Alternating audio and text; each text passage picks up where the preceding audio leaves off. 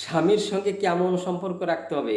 ঠাকুর একটা বাড়িতে বললেন, যার স্বামীতে যেমনি ভাব সন্তানও তার তেমনি লাভ। স্বামীর প্রতি টান যেমনই, সন্তানও জীবন পায় তেমনই।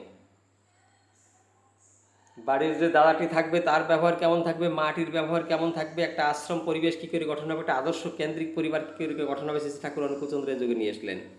যেমন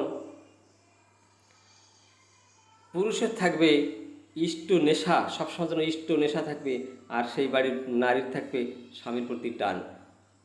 এইভাবে কিন্তু পরিবারটা এগিয়ে যাবে, একটা দেব পরিবারের মতো হবে, একটা আদর্শ পরিবারে হবে। ইষ্ট নেশায় ছুটলে পুরুষ প্রজ্ঞা অনুপমা, স্বামীর নেশায় ছুটলে নারী শ্রেষ্ঠ ছেলের মা। দেখলেন কোথায়? আমরা তো স্বামী স্ত্রীর ভিতরে আমাদের বনাবনে ঠিক নেই, আমাদের মতের বিরোধ সবসময় হয়। আমরা কী করি?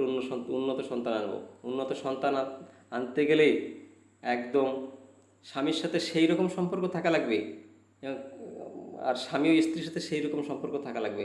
একটা আশ্রমের পরিবেশ, দেবতায় আর দেবীতে কনভার্ট হওয়া লাগবে। তার চরিত্র, তার ওঠা বলা কথা বিভিন্নটা পরিবর্তন চলে আসবে। তারপরে যে উন্নত আত্মার কথা হবে। আমরা যেমন চলি, আমাদের চলা বলা যেমন, শেওড়া গাছে যে ভূত পেতনি ঘুরে বেড়াচ্ছে, ওই একটা আত্মা এসে ভিতরে ঢোকে। ওই ওই সন্তানটা ভূমিষ্ঠ হওয়ার পরে বাবা মার কথা শোনে না, উচ্ছৃঙ্খল হয়ে যায়, তার মতো সে চলে। এটা সম্ভব না। উন্নত মা হতে হবে, উন্নত মা হলে পরে উন্নত আত্মা হবেই জন্ম।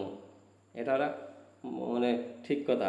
এজন্য আমরা চেষ্টা করবো সকালে উন্নত মা আমরা কী করে হতে পারি। উন্নত মা হলে দেশ দশ সমাজ জাতি সবাই কিন্তু আবার ভালো হবে। সেই বিবেকানন্দের মতো, রামকৃষ্ণ পরমহংসদেবের মতন, ঠাকুর অনুকূলচন্দ্রের মতো, শ্রীকৃষ্ণের মতন ওরকম পরমাত্মা নেমে চলে আসবে আমাদের